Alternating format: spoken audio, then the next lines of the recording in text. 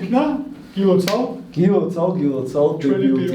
ჩვენი პირველი გადაცემა რომელიც ამდენი ხანი გვინდოდა რა გავაკეთებინა ალბათ 9-და 9-ს ვაკეთებიარეთ და აქამდე მოვედით ჩვენს პირველ გადაცემამდე კი ნამდვილად მოსაუცი ამბავია პრინციპში ძალიან მიხარი მეც ძალიან აჟიტირებული ვარ იმედია თავში არ აღგვარდება და იმედია მსმენელი და მაყურებელიც ყავს და გვეყოლება იმედია რა დარწმუნებული ვარ გვეყოლება კი ყოველ შემთხვევაში ჩვენ შევეცდებით რომ ისე წავიყვანოთ ეს ყველაფერი და ისეთ თემებზე ვისაუბროთ ამ ჩვენს ვიდეო ბლოგებში თუ გადაცემებში თუ რაც გინებავთ დავარქვათ პრინციპში რომ ესეთი იყოს საინტერესო იყოს მოსასმენათაც, საყურებლათაც და ძალიან მნიშვნელოვანია რა თქმა უნდა და ძალიან ველოდები თქვენ ინტერაქციას რომ საბოლოო ჯამში მე უკვე რაღაცა სახე მიეცეს თუმცა რა თქმა უნდა ჩამოყალიბებული გვაქვს პრინციპში რა გვინდა რომ გავაკეთოთ. მოდი ვუთხრათ, რას ვაპირებთ და როგორ ვაპირებთ. ეს იქნება ონლაინ პლატფორმებზე გადაცემები, სადაც მე და ჩემი თანაწამყვანი და მე თანამოსაუბრე. ანუ ჩვენ შევიკრიბებით ხოლმე და შევთანხმდით საწყის ეტაპზე შევთანხმდით რომ გვექნება რაღაც მიმდინარე მოვლენების განხილვა, ერთი ბლოკი, შემდეგ იქნება არჩეული თემა, რომელიც დღეს შემთხვევაში ჩვენ დღეს შევარჩიეთ, მაგრამ მომდევნო გადაცემაში თქვენი ჩართულობით და კომენტარებიდან შევარჩევთ ხოლმე და მესამე ნაწილში იქნება ხოლმე სტუმარი. კი, სტუმრის ნაწილი პრინციპში აქაც გარკვეული კონცეფცია გვაქვს, ანუ ეს არ იქნება ის სტანდარტული სტუმარი, როგორცაც ჩვეული არის, ესე ვთქვათ, ქართველი მსმენელი თუ ქართველი მაყურებელი.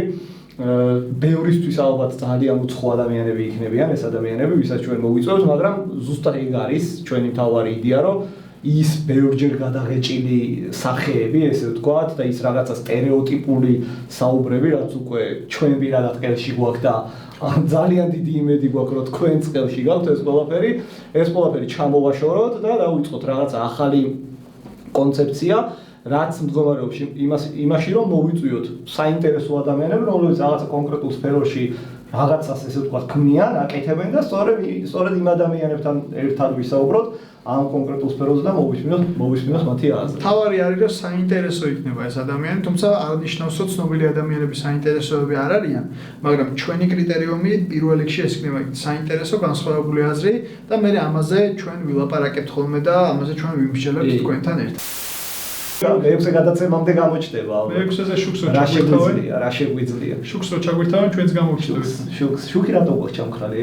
ეგ ვთქვათ, რატომ გვაქვს ჩამქრალი შუქი და რატომ არ ჩანო არ? კი, უნდა ვთქვათ. დავწავოთ ის მისტიკა. არა, უნდა ვთქვათ, იმიტომ რომ ჩვენ სინამდვილეში ერთი არ ვართ, რამდენიმე ვართ. არც ორი არ ვართ, უფრო მეტნი ვართ. უფრო მეტნი, კი. თუ დალევ კიდე უფრო მეტი ხარ. დავბერდებით. თქვენ თუ არ მოგწონთ კიდე უფრო ვბერდებით. რა ვიცი, მე პრინციპში კითხვას რასაც დაგისვავდი პირველი გადაცემისთვის, ალბათ რახან პრინციპში სტუმარი დღეს არ ყავს და ერთმან ამ გადაცემის სტუმრები ჩვენ ვარ. ყველაზე მეტად ვინც გვიყვარდა და ვინც გვინდოდა რომ სტუმრად ყოფილიყავენ, ჩვენ ვიყავით, ამიტომაც პირველ გადაცემაში თავი მოვიწვიეთ. ხო, ან მეორე ვარიანტია რომ მეც არავის არ უყვარვართ და არავინ არ დაგთანხმდა რომ მოსულიყო პირველ გადაცემაში. არა, მე დედას ვთხოვე რომ დედა უნდა მოსულიყო, მაგრამ სოფელში წავიდა. ამას ამოვჭრით ძალიან კარგი. რა მოლოდინები გაქვს ხა? როგორია შენი განწყობა და მოლოდინები ამ გადაცემასთან მიმართება?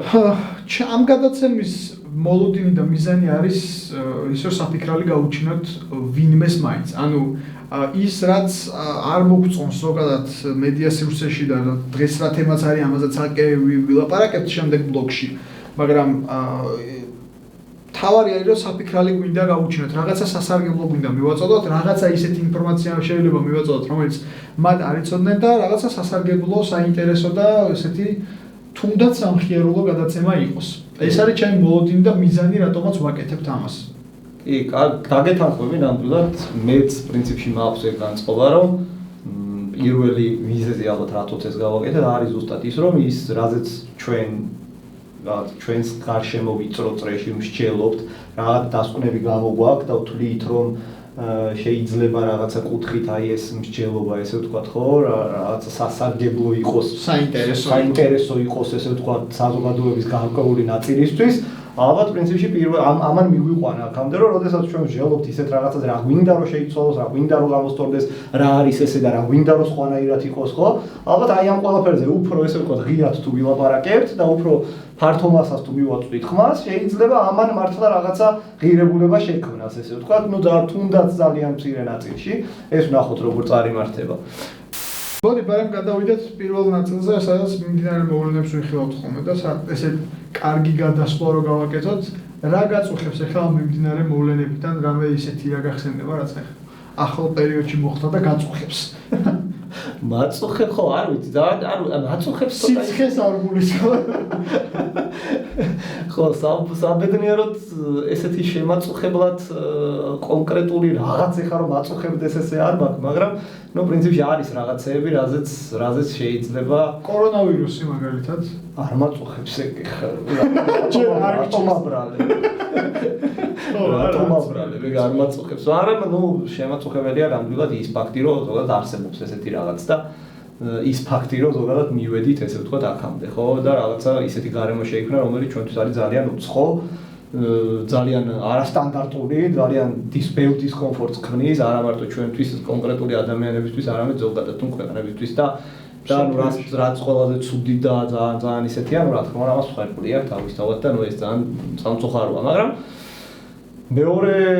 მეორე მხარე რაც აქვს, ესე ვთქვათ, ამ ყველაფერს, ნუ ისევ და ისევ ყველა მოვლენიდან რაღაც დასკვნის გამოტანა შეიძლება საბოლოო ჯამში რა და აქაც თუნდაც იმ ფაქტორმა რომ აი სახში დარჩენის ფაქტორმა, სახში ყოფნის ფაქტორმა და იმ გამოთავისუფლებულმა დრომ რაც ზოგადად ჩვენ არ გვაქვს ხოლმე არასდროს ესე ვთქვათ, უნდა ალბათ დაგვაფიქროს რაღაცეებზე, ხო ამბობენ რომ სოფლიო აღარასდროს იქნება ისეთი როგორც იყო კორონამდე და აი როგორ არა ეს არის ზუსტად ანუ რამდენად დავფიქრდებით რაღაცეებზე და გაფიქრების რა გითხრა, მაგრამ ალბათ რაღაცა მაისისთვის, ან ცოტა უფრო ადრე მარტისთვის შობადობა მნიშვნელოვნად მოიმატებს საქართველოში და მსოფლიოში ზოგადად. ნუ თუ იმ სტატისტიკას დავეყრდნობით რომ განქორწინებების რიცხვმა იმატა, ეგ არ ნიშნავს რომ შობადობა დაიკლებს. პირდაპირ პროპორციული ეს არ არის, ხო? ის ნამდვილად. კი, განქორწინათ ალბათ მანდ იმის აღნიშნეთ რა არის ალბათ კიდე უფრო ესეც საზოგადოების გაღიზიანებას რას უწევს, ნუ გარდა იმ ესე ვთქვათ მატერიალური და ფინანსური პრობლემებისა, ხო, ნუ პირბადის ნაწილი ერთი და გარკვეულწილად ის რასაც ჩვენ არალოგიკურ შეზღუდვებს ვეძახით ხოლმე ხო თუნდაც იგივე ადამიანები რო არ შეიძლება მანქანაში გვერდით გეჭდნენ ესეც ჩვენ ის რესტორანში შესვლის მომენტი ხო როდესაც შედიხარ თქვა რესტორანში და კი კარში რომ უნდა გეკეთოს პირბადე და მე იხსნიან პირბადეს და ხელგაშლილი და პირგაშლილი მიირთმე მოკლედ საკვებს ყველანაირი ესე ვთქვათ რაღაცა შეზღუდვის გარეშე. სიმართლე გითხრა მე ყველაზე მეტად რაც მაწუხებს არის საზრობის ჩაკეტილობა. იმიტომ რომ ანუ უბრალოდ განცდა იმის რომ არსაწასვლა არ შეგიძლია და არავის ჩამოსვლა არ შეუძლია რაღაც ისეთი იზოლაციის და რაღაცა რკინის ფარდის ნოსტალგიას აჩენს. ისე მტკივნეულად შეეხე ხა შენ მაგას უეჭველი შვებულება გქონდა ხო დაგეგმილი ალბათ. სხვათა შორის უფრო მივლინებები სამსახურეობრივად. თუმცა არა, ანუ ბევრი მეგობრის ჩამოსვლა იგეგმებოდა, რომელიც ვერ ახერხებს ჩამოსვლას. მათ შორის ჩემი მეგობარი უნდა ჩამოსულიყო ერთ-ერთი ქვეყნიდან, რომელიც არ მინახავს 11 წელია, ერთად სწავლის პერიოდის შემდეგ და აი ძალიან მინდოდა რომ ჩამოსულიყო 11 წლის მერე. მაგრამ ნუ დაემთხვა ეს. წელსახად გეთანხმები იმაში, რომ ეს ჩაკეტილობა, ნუ რა თქმა უნდა, ქმნის გარკვეულ პრობლემას, მაგრამ აქაც მეორე მხრიდან შევხედოთ ყველაფერს და არის ის მომენტიც, რომ ხალხმა დაიწყო შვებულების საქართველოში გატარება. კი, არა მხოლოდ შვებულების, ან თავისი ქვეყნის გაცნობა დაიწყო. გაცნობა, იგივე ეს ფინანსური რესურსის, რასაც აქამდე საზღვრებს გარეთ ხარჯავდით საქართველოში დახარჯვა და ნუ აქვს ამასაც რა თქმა უნდა თავის დადებითი მომენტები, ხო? ის განცდა ხო იცი რომ აი ჩვენ რო ბუნება გვაქვს და ჩვენ რო წყალი გვაქვს, აი ხა ნახე რა დაიწყო. ეხლა უფრო გამძაფრდება. ეხლა უფრო გამძაფრდება. კი და ბალანსი არ დავარღვევთ. თუმცა აქვე ხაზგასმით ვიწვით რომ ჩვენ ამას მე პირადად ამაზრს არ ვეთანხმები რომ ჩვენი ბუნება და ჩვენი ყველაფერი ყველაფერზე კაია, ამას არ ვეთანხმები. რა თქმა უნდა ჩვენი ბუნება კარგია, მაგრამ ანუ იმის თქმა კიდე რომ რაც magyarები ვართ ქართველები არ ვართ, ხო? პირველივე გადაცემაში ესე ძალიან გავამძაფრე. წელსკვევით დარტყმებზე ნუ გადავახტი. კი ბატონო. სხვა მიმდინარე მოვლენები ჭავჭავაძის გამზირი გაიხსნა. მაგ დღეს მქონდა დებიუტი სხვათა შორის ჭავჭავაძის გამზირზე, ჩვენ ეს ძალიან საინტერესო დებიუტი მქონდა სხვათა შორის. ნუ პრინციპში რაც რეაბილიტაცია გაკეთდა ამ გამზირის არ ყოფილვარ და დღეს პირველად მომიწია გავლა მოკლედ და ნუ ხო ისე ვიყავი მომზადებული ფსიქოლოგიურად წამოვედი მომზადებული, იმიტომ რომ იმდენი რაღაც ინფორმაცია მქონდა ამ ჭავჭავაძის გამზირზე და ერთნი ხო ყველაფერში ხო რა თქმა უნდა ჩვენთან საზოგადოება და ერთი ნაწილი ამბობდა რომ ეს რა საშინელება გააკეთეს იქ ვეღარ გაივლი ახალი ცხოვრება, მეორე ნაწილი ამბობდა რომ ეს არის ძალიან კარგი და ევროპაში შევედით ჭავჭავაძის გამზირით და ასე შემდეგ და ნუ მეც წამოვედი მოკლედ აბსოლუტურად ნეიტრალური ოღონდ ორივე აზრის გათვალისწინებით და ჭავჭავაძის მისადგომებთან აღმოჩნდი უშუალებელ საწოლში. მაგრამ აქ ყველაზე საინტერესო მომენტი ის არის, რომ რეალურად ჭავჭავაძის გამზირი არაფერ შუაში არ იყო ამ საწოლთან, იყო არაპროპორციული შუქნიშანი დროის კუთხით, ანუ რომელიც რაღაცა ძალიან დიდი ხანი ენთო წითელი და ძალიან ცოტა ხანი ენთო მწვანე. ნუ შემოვედი ჭავჭავაძის გამზირზე და მართლა უნდა აღიარო და ამხდა ის განსხვავებული გარემო, რასაც პრინციპში ჩვეული არ ვართ და აბსოლუტურად შეცვლილი მოძრაობის წესები, ესე ვთქვათ, და ნაკლები საცობი და რაღაცნაირად მართლა ძალიან განსხვავებულ გარემოში აღმოჩნდი, ევროპულ გარემოს რო ეძახით ხანდახან ესეთ გარემოში და აი ამ ესე ვთქვათ, ტკბობაში ვარ, როდესაც ჩემს წინ მიმავალ მანქანას არასწორი ზოლიდან არასწორმა მძღოლმა ძალიან არასწორად ჩაუჭრა მოკლედ გზა და ატყდა დედის გინება და აი ამ ფაქტმა დამაბრუნა იმ რეალობაში, რასაც ჩვენი ქართული ყოველდღიურობა ქვია.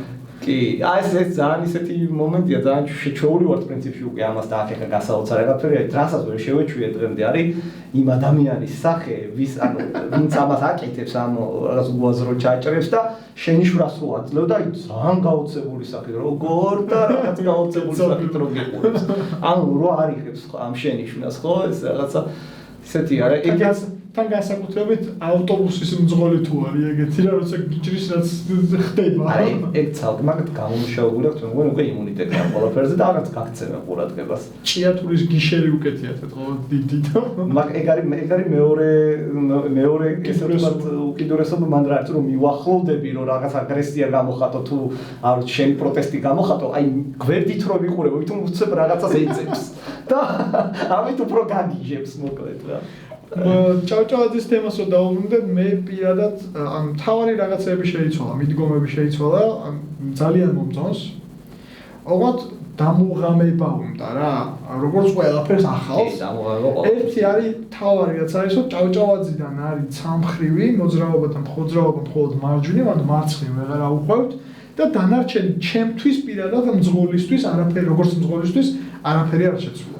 ნახოთ, ჩვენ ახლა პრინციპში გავაგვიწევს, ნუ მეორეა კიდე აქ მაცხოვრებლების აზრი და პოზიცია, ესე ვთქვათ, ვინც ყოველდღიურად ამას რაღაცა ესე ვთქვათ, ყოველდღიურ გამოყენებაშია და ცოტა რთულია ხო ამაზე ესე რაღაცა გადაჭრით მშენობა რა. მეორე თემაზე გადავიდეთ, მაშინ მიმდინარე აქტიური თემა არის ზაფხული და დასვენება და შეებულებები. რას აპირებ?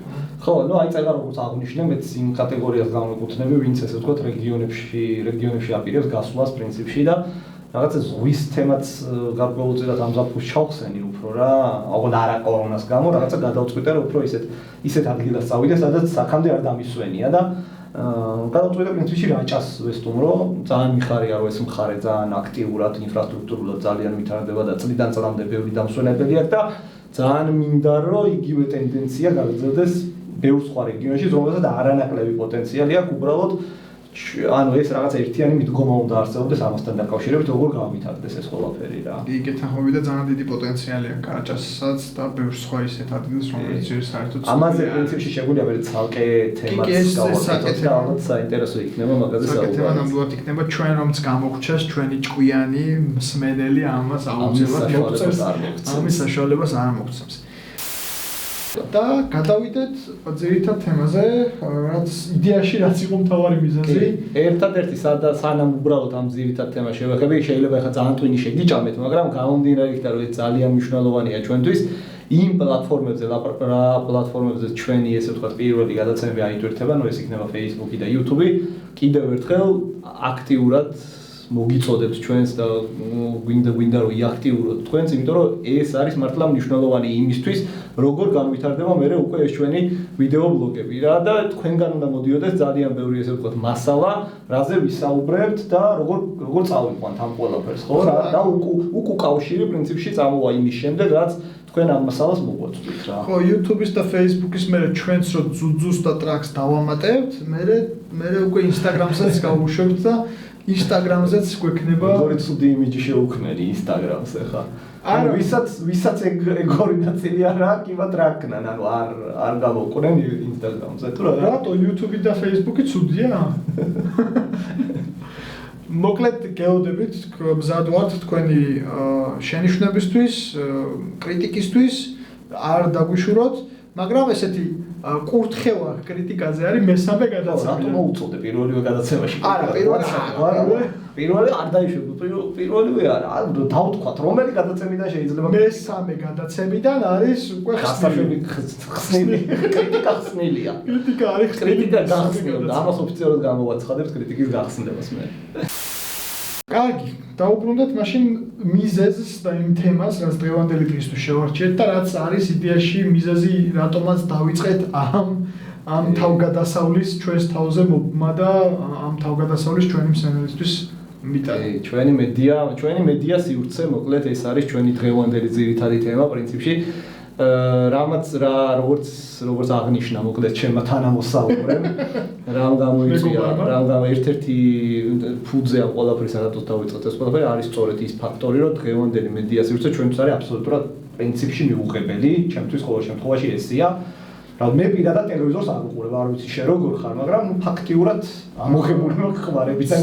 იცი რა, მე კიდევ უფრო კრიტიკულად ვარ მიმართულებით, იმიტომ რომ მე ტელევიზორს ვუყურებ ამ სიტყვის პირდაპირ მნიშვნელობით, იმიტომ რომ ტელევიზია არ მაქვს. უბრალოდ ტელევიზორს ვუყურებ. ხო, ანუ უბრალოდ შეერთებული მაქვს კომპიუტერი და როგორც კომპიუტერის ეკრანს ისე ვიყენებ და ჩემთვის საინტერესო კონტენტს ვეძებ.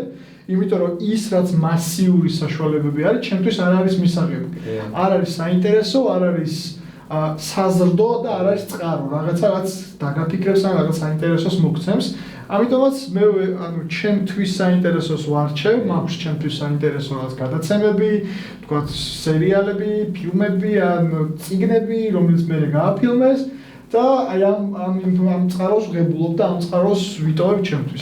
იმ ნაწილში დაგეთანხმები, რომ მართლა ღირებული ჩემი აზრითაც ესია, რომ დღესდღეობით არაფერი არ იქნება. მე ალბათ უფრო რამდენიმე პუნქტს გამოვყოფდი, რაც ჩემთვის ყველაზე მიუღებელია დღევანდელ მედიაში.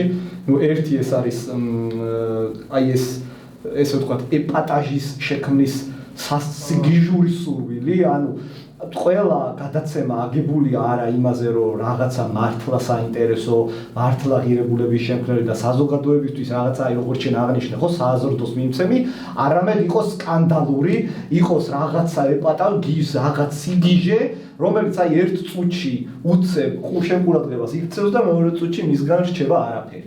ეს ერთი ნაწილი, მეორე ნაწილი არის სუბიექტურობა, რომელიც ჩანს ყველაფერში, განსაკუთრებით საინფორმაციო გადაცემებში, რაც ყველაზე მიუღებელი, რაც არის საზოგადოებას რეალურად ორად ყოფს, ესე რომ ვთქვათ, ხლიჩავს, იმიტომ რომ ყველაფერს ერთდროულად ვერ უყურებ, ხო, უყურებ ან ერთ კონკრეტულ არხს, ან მეორე კონკრეტულ არხს და ერთი კონკრეტული არხი ერთ ინფორმაციას გავწვის აბსოლუტურად სხვანაირად, მეორე კონკრეტული არხი გავწვის აბსოლუტურად სხვანაირად. ანუ ის მომენტი, რომ მე მომაწოდო ობიექტურად ინფორმაცია და მე გამოვიტანო დასკვნა, ეს არის აბსოლუტურად ამოღებული, საერთოდ დღევანდელი მედია სივრციდან და პირდაპირ ხდება მზა ჩამოყალიბებული იდეის მოწოდება და მაქსიმალური დატვირთვა იმაზე, რომ ეს იდეა რაც შეიძლება ღრმად ჩანერგონ შენს ცნობიერებაში. მაგრამ ყველაზე ცუდი რა არის, იცი, დამოკიდებულება, თუ რა დამოკიდებულებით კეთდება ეკრანი, როცა სუბიექტურ აზრს გატენიან, ესე რომ ვთქვათ, თავიანთ აზრს გახვევენ თავზე, ანუ შენ როგორც ბრბოს ისე არ გიქოვენ და გეუბნებიან, რომ შენი აზრი არ გაგაჩნია და მხოლოდ ჩემია ჭეშმარიტება. კი ბატონო, კი, ნამდვილად ესეა და ეგ დამოკიდებულება, ნუ ხო, ან მაყურებელი შენთვის არის რაღაცა არა რეალურად პატივსაცემია, არამედ უბრალოდ არის მასალა, ესე ვთქვათ, რომელსაც იყენებ იმისთვის, რომ შენი რაღაც იდეა ჩანერგო და პლუს ამას ცალკე მომენტია, როცა ამის უკან კიდე შენ გიყენებენ, ანუ ვიღაც კიდე გიყენებს შენ იმისთვის, რომ ეს ყველაფერი მიიტანოს ბრბომდე, ანუ რა ხება, როგორი ცუდი დამპალი ჯაჭვია ესე რომ ვთქვა პირდაპირ ვთქვა და ზუსტად აი ამ ყველაფრიდან გამომდინარე და გამოსასვლელად ალბათ ძალიან მნიშვნელოვანია რომ შეიქმნას რაღაცა ახალი და ძალიან კიდე ერთხელ ვამბობ რომ ძალიან დიდი იმედი გვაქვს იმის რომ ამას აგურს პატარა აგურს უდევთ ამ მიმართულებით რომ ვიღაც განსხვავებულ რაღაც კონტენტს და ამ რაღაცა სტერეოტიპის დანგრევას რაღაც კუთხით შევუწყობთ ხელს კი და ნუ კრიტიკას არ დავიშურებთ ამ კუთხით ნამდვილად იმიტომ რომ ამის საბაბი დღეს ნამდვილად არსებობს არ ვაკრიტიკებთ არანაირად რომელიმე კონკრეტულ არხს ან გადაცემას ან ასე შემდეგ თუმცა მოდი მარტო ვარყოფითზე რომ ვთქვათ კარგი დადებითზე ვილაპარაკოთ დადებითი ჩემი გადმოსახედიდან ნუ დღევანდელ აი რომ გამოვყოთ ესე ვინ არის შედარებით მაღლა ამ კუთხით და ვინ ქმნის ყველაზე ხარისხოვან პროდუქტს ჩემთვის არის დღესდღეობით საზოგადოებრივი მაუწყებელი რაღაც კუთხით იმიტომ რომ მართლა ანუ ქმნიან რაღაც ისეც რაც ცოტათი უფრო მაღლა უჭირავს თამასა აი ზუსტად ამ საზოგადოებრივი განათლების კუთხით რა ხო და გეთახმები ორ პროექტს ვიტყვი რა კონკრეტულად იმიტომ რომ არ გეგონოთ რომ მთლიანად ტელევიზიას ანუ საზოგადოებრივ მაუწყებელს რაღაცა ამას უწევთ არა იმიტომ რომ ძალიან ბევრი ესეთი აპსა გადაცემა მაგრამ ამ მთლიან მასაში ორი არის გამორჩეული რომელიც რატომღაც აიტაცა საზოგადოებამ ერთი იყო MasterChef რომელიც ხარისხობრივად მაღალი ხარისხის პროდუქტი შექმნეს თუმცა იქაც არის ჯერ კიდე ამ ეპატაჟურობის რეიტინგის გავლენა მაგრამ ვფიქრობ რომ ამას გადალახავენ და მეორე ყველაზე კარგი პროდუქტი და პროექტი რაც შექმნეს იყო სატელევიზიო სკოლა რომელიც ანუ ყველაფერი შეცვალა და ანუ აბსოლუტურად ესე აუწყო ფეხი რეალურად დიდი ინტერესით რაღაც მეჩეკი და ვიმეორებდი ესე და ჩემი ბავშვობის მასალას რა. ბევრის მოზრდასულიც მშობლებთან ერთად ესე ჩაუსხდნენ ამას და ესეც სასარგებლო იყო რა. აქ ერთი რას დავამატებდი იცი კიდე რომ ანუ საზოგადოებრივ პრობლემაც ალბათ არსებობს იმ კუთხით რომ ხო არის ესეთი გავრცელებული აზრიც რომ მედია ქმნის იმას რისი მოთხოვნაც არსებობს რეალურად ანუ ესე ამართლებენ დღესდღეობით ამ ყველაფერს ანუ ბრალი გადადის მაინც საზოგადოებაზე ჩემთვის რაღაც კუთხით არის მაგაში ლოგიკა ანუ რახან ამას იტაცებს საზოგადოება ესე იგი მართლა საზოგადოება ამით საზრდოობს და ძალიან ცუდია თუ ჩვენ დღეს ესეთი საზოგადოება გვაქვს რასაც ჩვენ მედიაში ვხედავთ მაგრამ თუ მეორე ნაწილი ალბათ არის ისიც რომ პირიქით მედიამ შექმნა ესეთი საზოგადოება. იცი რა, ანუ მედია თუ კი ვამბობთ რომ მედია არის მეოთხე ხელისუფლება, მას უნდა კონდეს იმის პასუხისმგებლობაც რომ იზრუნოს რაღაც განვითარებას და არ იყოს უბრალოდ მიმწოდებელი რაღაც მოთხოვნების დამაკმაყოფილებელი. როგორც ალბათ პოლიტიკური პარტია უნდა იყოს ან მართველი გუნდი უნდა იყოს. არ უნდა იყოს კონკრეტული რაღაც დაკვეთების მიმწოდებელი, არამედ აიღოს პასუხისმგებლობა რომ რაღაცეები განავითაროს, რაღაცეები დათმოს იმიტომ რომ წინ წავიდეთ, იმიტომ რომ ესე რომ არ ხდებოდეს, მაშინ დღეს ისევ ანუ გამოქვაბულებში უნდა ვიყოთ და რაღაცა საზოგადოება განვითარებული არ უნდა იყოს.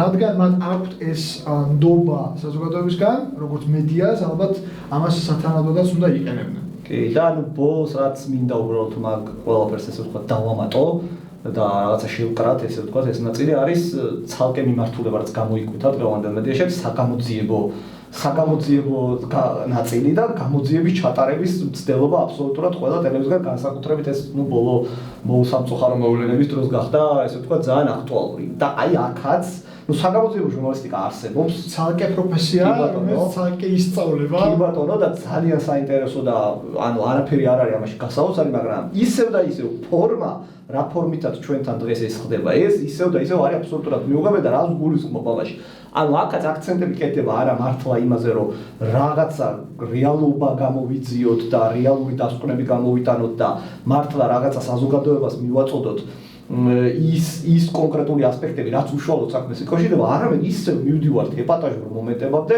ისევ ვცდილობთ ვიპოვოთ ვიღაც რომელიც აბსოლუტურად აი საერთოდ კონტექსტიდან ამოგდებულ განცხადებას მაგრამ რაღაცა მიცემს და გადაუგდებს ისეთ რაღაცა საზოგადოებას რაღაცა საზოგადოება მე იჭორავებს კი აი ისეთია ძალიან მარაზმიშია უკვე ეს ყველაფერი ისევ ვიმივდივართ რომ დამოკიდებულება მსმენელთან არის არაპატივსაცემი ანუ რაღაც აგდებული დამოკიდებულება არც ემპათიას და რასაც გინდა შეტენი და რაღაცა უხერხულია რაღაც მომენტში რა. ამიტომ ხალხო ერთად დავირაზმოთ ამ ყველაფრის წინააღმდეგ, კარგად დავფიქრდეთ ამ ყველაფერზე და ბევრი ესეთი მსგავსი თემა გვექნება, რაზეც ერთად ვიფიქროთ, ერთად ვიმსჯელოთ და ერთად რაღაც დასკვნები გამოვიტანოთ. მადლობა თუ ბოლომდე უყურეთ ჩვენს ამ პირველ გადაცემას. ველოდებით თქვენგან კომენტარებს, იმიტომ რომ ძალიან ბევრს ნიშნავს, იმიტომ რომ იდეაში ამას იმიტომაც ვაკეთებთ. ჩვენ არ გვინდა სხვა მედია საშუალებების მსგავსად რამე იდეები შემოგტენოთ, არამედ გვინდა რომ გავშალოთ ის თემები და ვილაპარაკოთ იმ თემებზე, რაც ერთად გვაწუხებს. ანუ თუ თქვენც იგივე გაწუხებთ, რასაც ჩვენ ვფიქრობთ, რომ ჩამოწერილი გვაქვს და პერიოდულად, ეტაპობრივად გამოგიზავნოთ, გაგიზიაროთ, მაშინ ესე იგი დაემთხვევა და ერთად ამას გავუზიარებთ და ამაზე ვილაპარაკებთ. მადლობა კიდევ ერთხელ და შენ კი, მადლობა ნამდვილად. კიდე დავამატებ პრინციპში იმას, რომ გადაცემა იქნება ეხლა და ძალიან დიდი წვლილია თქვენი იმაში, თუ როგორ განვითარდება ეს ყველაფერი. ამიტომ იაქტიურეთ და ველოდებით თქვენს მაქსიმალურ კომენტარებს.